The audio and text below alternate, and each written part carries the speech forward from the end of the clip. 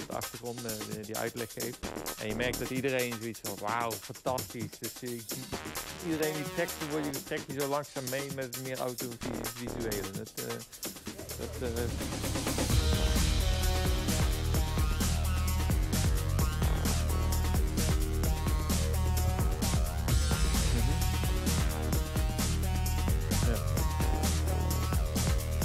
Ja.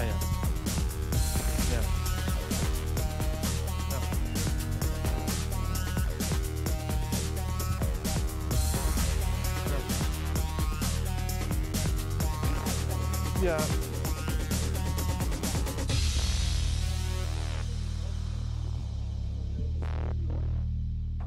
Maar ik vind dat jullie even de begin. Het is één keer dat je weet wat ik wil en wat we doen. Ik kan het alleen niet meer zien op deze motor. Maar de anderen wel.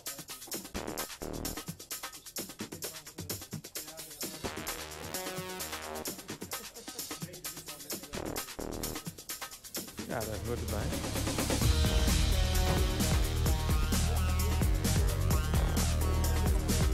Ja.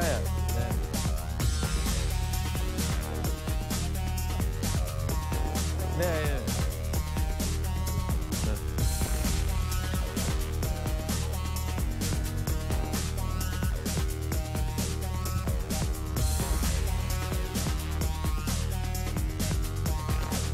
Ik hou het. Ja. Lekker waar je dit neerleggen of bij In mijn zak houden toch?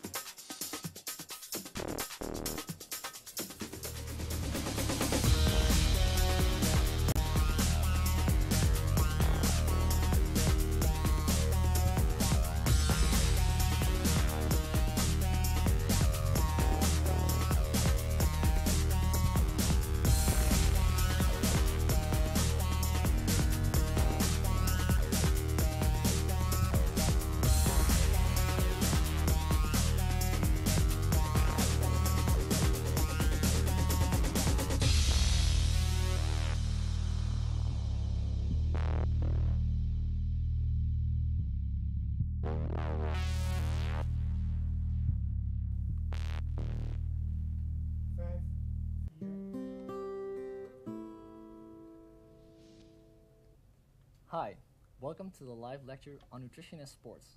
Thank you for joining us from all over the world today here in Wageningen.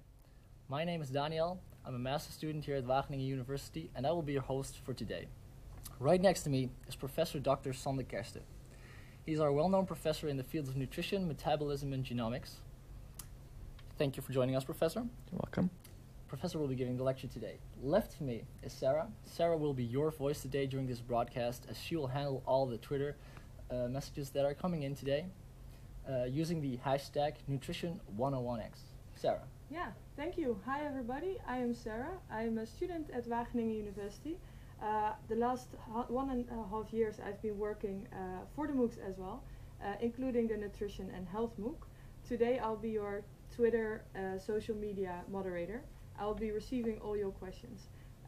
We might not be able to answer them all, so the remaining questions we will just answer on the discussion forum. You can ask all the questions on the Twitter feed on the right of the video, and I'll make a selection and see what we can answer for you. All right, thank you. I'm looking forward to all of your questions. Don't be shy to ask. Please send them in. The last few days you've been able to follow Rieneke, our test subject, who was put on 2 different kinds of diets. After each diet, she had to do a time to exhaustion test, and the results were quite astonishing, weren't they? I'm ready to find out what the theory is behind these results. Professor, what is today going to look like? Well, I'm going to start out with a lecture giving an overview of what happens in muscle when you exercise, what fuels you use, and what is the role of fat and carbohydrate. And then I'll come back here and we'll answer some questions from our audience. And then in the second round, I'll explain a little bit more about the connection between exercise and sports, and also discuss the topic of supplements. All right, that sounds exciting. Sir, the floor is yours. Okay, thank you.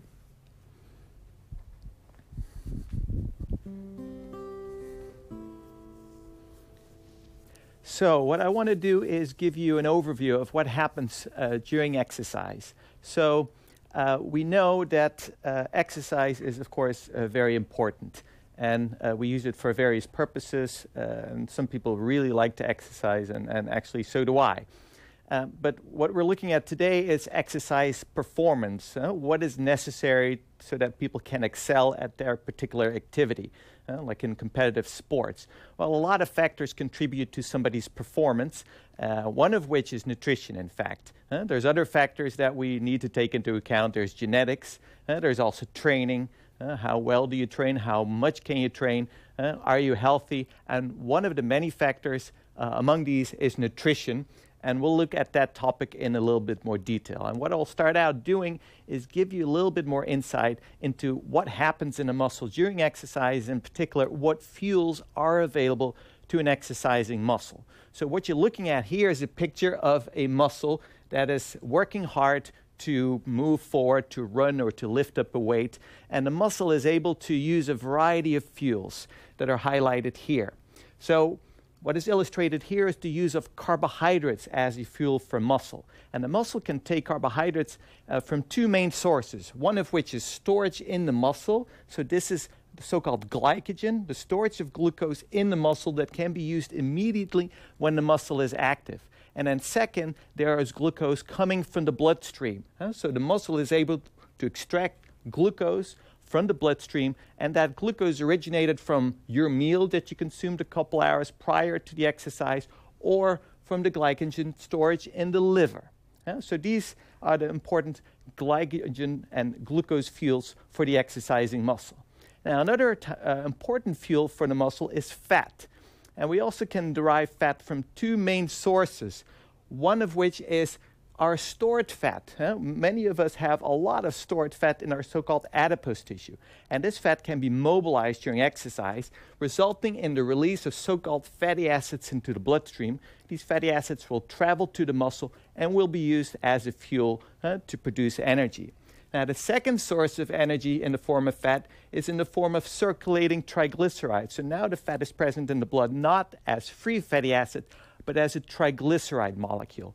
And these triglyceride molecules can come either from the diet, if you consumed a fatty meal prior to the exercise, or from the liver. And these triglycerides can be broken down to give rise to fatty acids, which can also be used as an energy source by the exercising muscle. Now, to put these 2 pictures together, if we really look at the 2 main sources of energy during exercise in the muscle, we can narrow it down to the glycogen stored in the muscle and the fat stored in the adipose tissue. And the relative contribution of these 2 sources of energy depends on the exercise intensity. That's one important one. The higher the exercise intensity, the more we rely on stored glycogen. And one is your level of training. In other words, if you are well trained, you're better able to utilize the stored fat as opposed to your glycogen, so you can save your glycogen and use it later. So that's important to realize also in the context of the experiment that we did with Rieneke. So if we summarize and make a comparison between glucose and fat as a fuel, fat as a fuel has the advantage that we have huge resources. We have the equivalent of at least 100,000 calories of energy stored in our fat tissue. So that's a ton of energy, and you can run many marathons with that, in fact. So it's never limiting. The disadvantage of using fat as a fuel is that it's very slowly mobilized. It takes a while. And a very important other difference is that it provides less power. In other words, when you burn fuel, when you burn fat as a fuel, it provides less power as compared to glucose or carbohydrates as a fuel. So what are the advantages of glucose as a fuel? First of all, it provides more power as compared to fat. So it's, in a way, a more beneficial fuel for high-intensity exercise. The other advantage is that it's locally available, but the disadvantage is that we only have limited stores, so at a certain point you run out, and actually when that happens, you need to lower your pace of running or biking because clearly the muscle is able to generate less energy at that moment. Okay, so to illustrate this relation between, on the one hand, carbohydrate and fat, I'm including this picture, which shows the relation between the relative contribution of fat in blue and carbohydrate in red as a fuel with increasing intensity of exercise. So at the far end here, we're looking at low-intensity exercise. If you're taking a walk along the street, most of the energy is derived from fat, and only a small portion comes from glucose. Now, as you increase the exercise intensity, for instance, if you go to 100%, which is similar to the intensity that Rieneke did at the very first trial, where she really went nuts and got very sweaty, well, that is 100% exercise, and at that point, you're using almost entirely carbohydrate as a fuel. Now, what you're able to do with training is move down this way. In other words, the fat can move this way, so even at higher exercise intensity, you can better rely on fat as a fuel, and that's beneficial because you can save your carbohydrate stores and delay the moment at which they are exhausted. Okay, so if we make a comparison between the two states in which Rieneke did the exercise. So on the one hand, she did the exercise after consuming a high carbohydrate diet, and that resulted in full glycogen stores. So her muscles were full of glycogen, as you can see here, and glycogen will be broken down to glucose and will be used as a fuel. And she was able to do that very efficiently and generate a lot of power and go for an extended period of time, actually over 1 hour. Now, what happens, and look carefully at this picture, what happens now when you go with low glycogen stores? You see, the arrows become thinner. Let me clarify that again. Look here. Arrows become thinner. There's less glycogen stores. You're less able to mobilize the glycogen, and the muscle has less energy available. And as a result, you're tired, you're fatigued more quickly, and you have to stop at a certain point, which in her case happened after 45 minutes, which was quite a bit sooner than when her muscles were filled with glycogen after the high carbohydrate diet.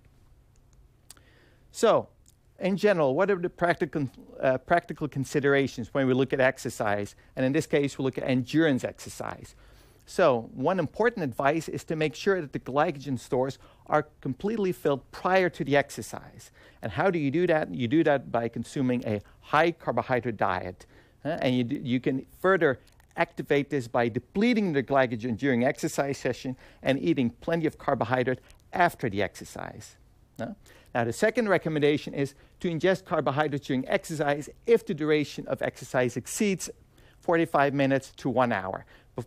Prior to that moment, there's no real benefit, but if you're really exercising at high intensity for a long period of time, like a time trial or during the Tour de France, for instance, when these people are biking for several hours at high intensity, these people really benefit from consuming regular glucose drinks or other types of sources of carbohydrate during that time. Now, that's for endurance exercise. Now, a lot of people in our class are involved in more strength type of exercise or power type of exercise. Now, what do these people have to do? Well, in the same vein, make sure that your glucose stores, your glycogen stores, are filled prior to a competition or training, so that you can exercise with a high intensity. So that's one. Now, then there's always the issue of protein. How much protein should I consume? And I can only address it very briefly because we could actually talk about this topic for hours. But the recommendation is, so this is generally recognized by also official agencies, that strength athletes need a little bit more protein, and the recommendation from the European Scientific Committee on Food is 1.4 grams per kilogram of body weight, which is quite a lot. But most people involved in strength training would actually reach that amount quite easily. Now, another important recommendation is to avoid prolonged catabolic periods, which means don't avoid food, don't fast for an extended period of time, because that will result in muscle breakdown, and that's exactly what you don't want.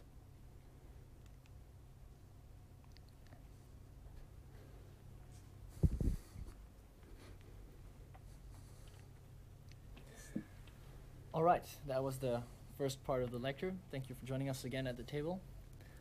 Sarah, how is everything going on Twitter? Good, good. We have a few questions. The first question, I'm sorry if I mispronounce your name or your username. Abis Hecaldo, he's asking, he's a vegan, and if it is possible to achieve a lean muscular physique without eating meat or bodybuilding supplements. Yes. I think it is definitely possible. You need to watch your diet carefully and choose the right protein sources. So there are many plant foods that are relatively high in protein, one of which is various types of beans. Also, soy products are high in protein, so I would recommend to consume those sources abundantly, because that will really help out. In general, I think people can do various types of exercise and do well in those exercises on a completely vegetarian or even vegan diet. That is doable, absolutely. All right. What I like about this class is that next to educational, it's also very practical. People that do sports can actually use it. Any other questions, Sarah? Yes, there's another question. El Haig, or I'm sorry if I don't know how to pronounce your username.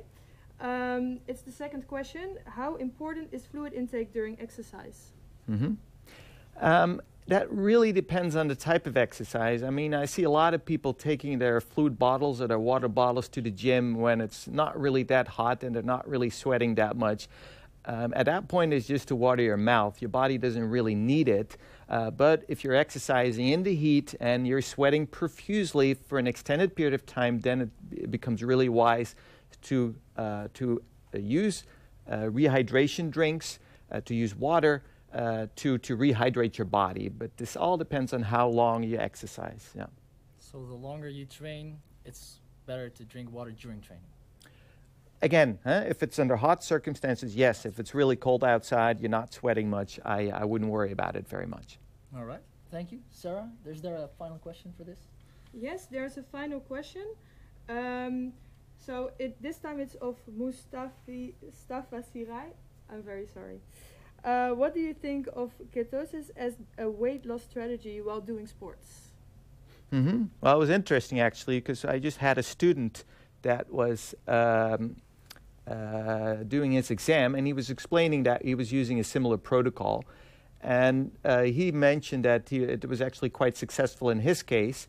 Basically what people are doing is they eat a very high fat diet, very little carbohydrate, basically exactly the opposite of what we did in our test. And he experienced that it worked well during a very long training, but at relatively low intensity. So that's, I think, is a general message. It could be beneficial if you do it if you use it for low intensity exercise. But if you use it for a high-intensity exercise, then I think the high-carbohydrate glycogen loading protocol is much more beneficial. Okay, Professor, thank you for clarifying that. It's clear that people are interested to know more. I suggest we continue to the second part of this lecture. Okay, I will.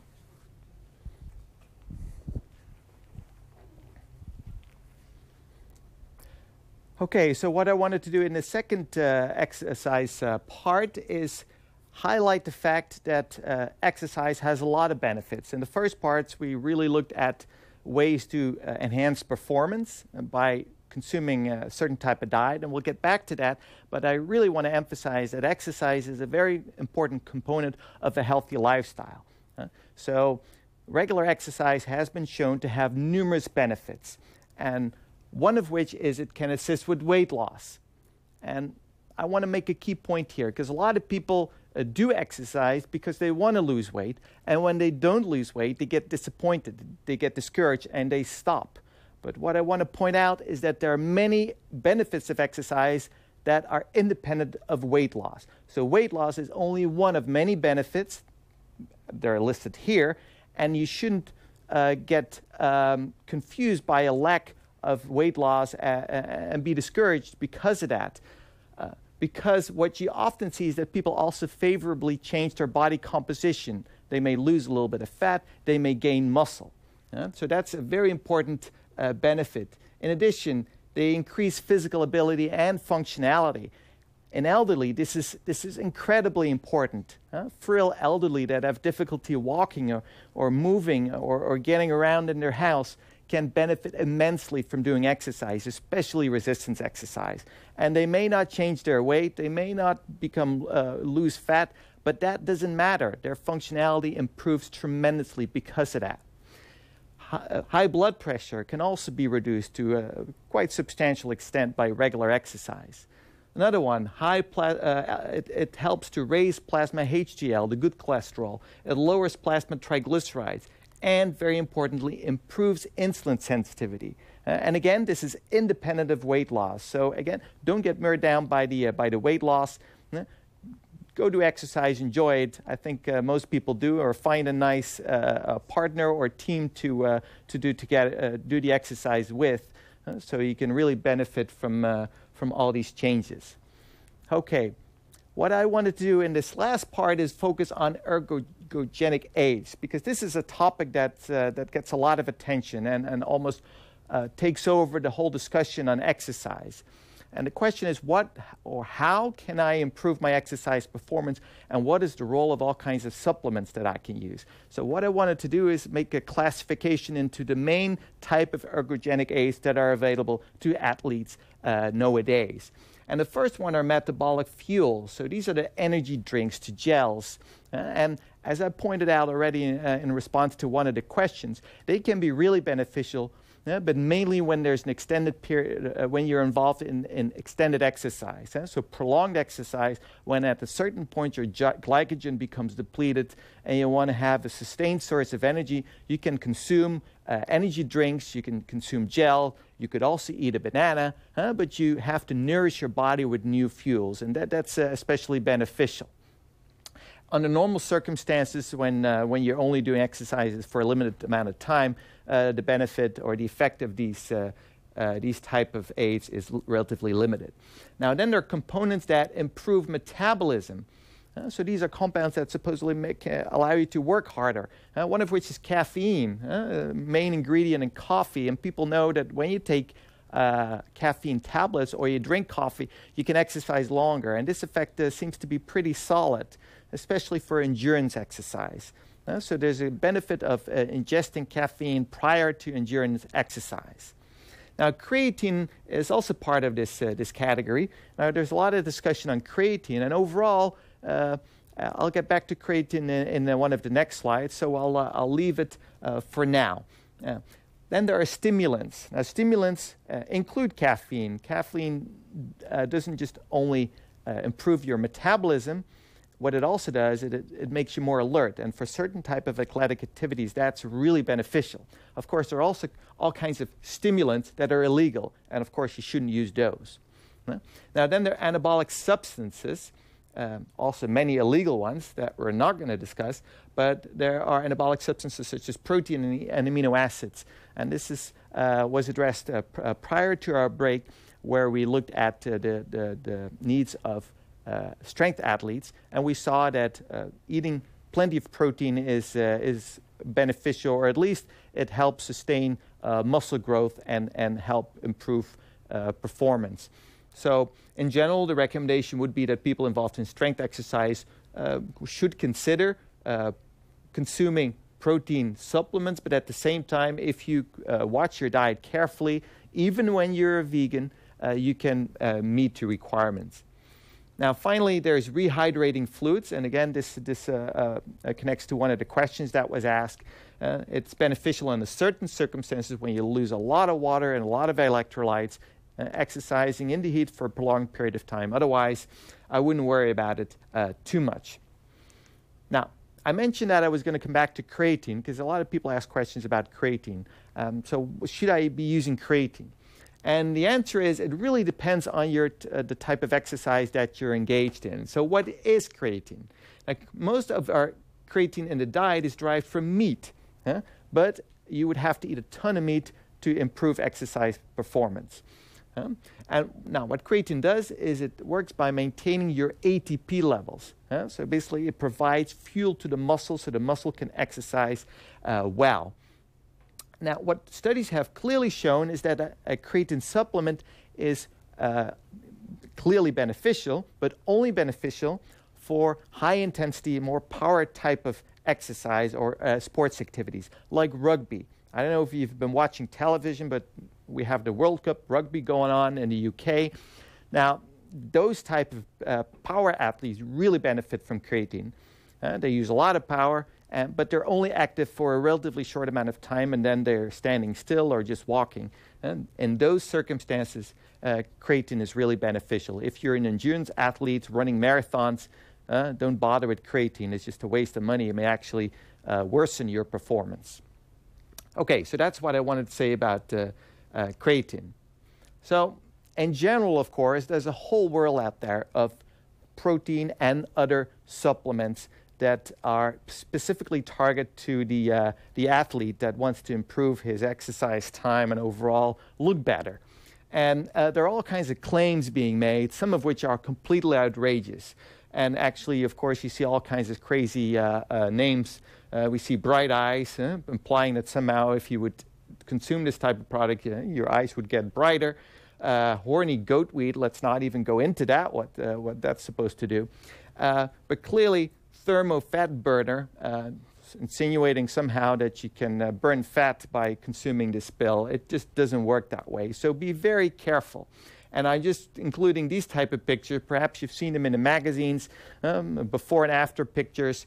And one thing you should always watch carefully is, are these people the same? Sometimes they change from blue eyes to brown eyes, vice versa, and then you know, okay, there's something else going on here.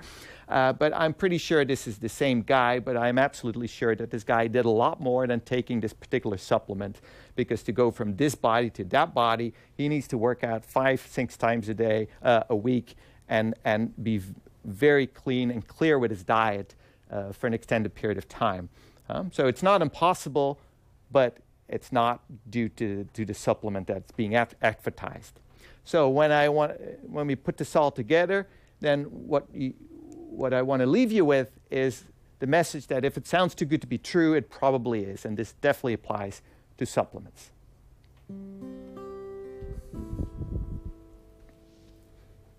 All right, that was the second part of the lecture. Thank you for the lecture. Those names really made me laugh. The names of the supplements. Who comes up with that? Sarah, the questions on Twitter. Yeah, there are coming in quite a lot of questions. The first question is of Herbeyer. And can you say something to speed up regeneration of muscles after the exercise from a nutritional point of view? Yeah. I mean, I think that's really hard. To my understanding, there is no clear evidence that you can do that. What I would do is, of course, make sure your glycogen stores are filled. You may benefit from a massage and obviously rest and possibly a bath.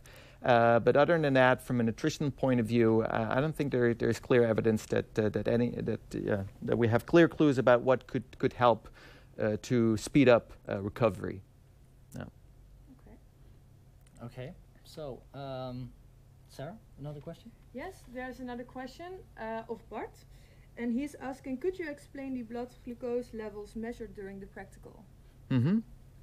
Okay, so what happened is that we measured Rinike's blood glucose level before the exercise and under the two circumstances. And what we noticed and what you could see is that the glucose levels were quite a bit higher when after she consumed the high carbohydrate diet as compared to the high fat diet. And this has to do with the fact that on the high fat diet, the glycogen levels in her liver were quite low. And as a result, the feeding of the blood glucose levels, which is done by the glycogen stored in the liver, is also reduced. So you end up with a relatively low glucose level in the blood. And like I said, this all has to do with the amount of glycogen that's stored in the liver. I mean, there's no real health effects. Of course, if your blood glucose levels under fasting circumstances exceed a certain level, you may be diagnosed with diabetes. This is a growing concern, but obviously this was not at all the case for a well-trained athlete such as Rieneke. No. All right, it's good to know the theory behind the difference in the two diets that Rieneke followed. Yeah, I have a third question here.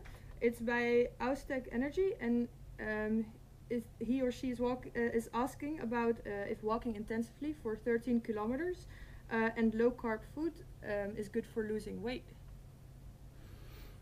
I think, of course, any type of exercise that you do for an extended period of time is going to be helpful for losing weight. It's all about burning a sufficient amount of calories to create an energy deficit.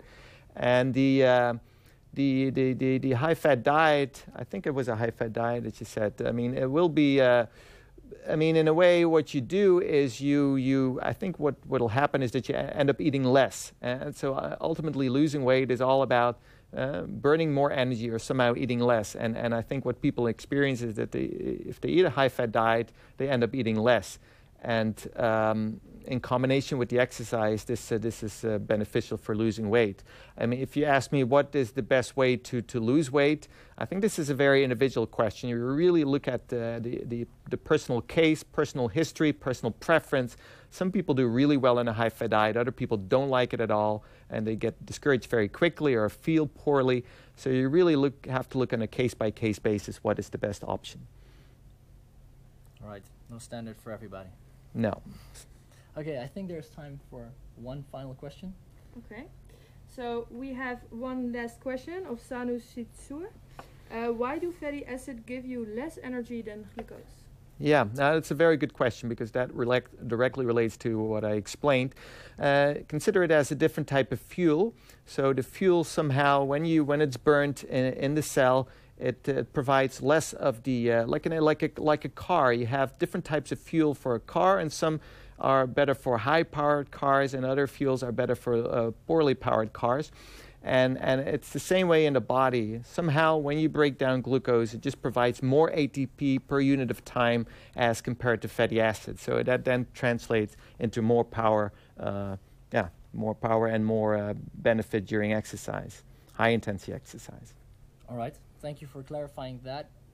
I'm actually willing to know more. Is there maybe another question? There is, yes. Questions keep on coming in. So if we are not able to answer your question anymore, remember we will answer them on the discussion forum. But for now, I have one more. Time exhaustion may be better on carb, but blood glucose may be better on fat. Which is better for health for a non-athlete? Yeah, I mean, time to exhaustion, of course, is really aimed towards a competition. So it mimics a competition. So clearly, for somebody that wants to compete at the highest level, it's beneficial to make sure that the carbohydrate stores are filled and that you eat a high carbohydrate diet prior to the competition. However, for the average athlete, this may be a different story because this person is not necessarily aiming for the best performance. This person may be aiming towards having fun, or perhaps losing weight, or experiencing some of the health benefits that I explained in the second part. So under those circumstances, you could argue that indeed a different type of diet may be just fine, and that the fully filled glycogen stores are not really that relevant. Again, I would have to look at that on a case-by-case basis at the intensity of exercise. If the intensity is relatively low, if you're just walking around the block for an hour, then a high carbohydrate diet really provides very little benefit to you. Good that you mentioned having fun is also a very important part of exercising. Definitely, yeah. All right. I'm sorry for all the unanswered questions, but it's already the end of this live lecture on nutrition and sports as an extra module of the edX MOOC Nutrition 101. Thank you for asking all the questions. If you have some questions that you still want to ask, or if your question is unanswered, post them on the nutrition forums on edX.org, and we will try to do our best to answer them after all. Before you leave, I would like to remind you that another MOOC on nutrition is coming in just over a month. I would like to thank Sander for the lecture today and for answering the questions. And I would like to thank Sarah for managing all the feeds coming in on Twitter. I would like to thank you back at home for asking us the questions, and we hope to see you next time.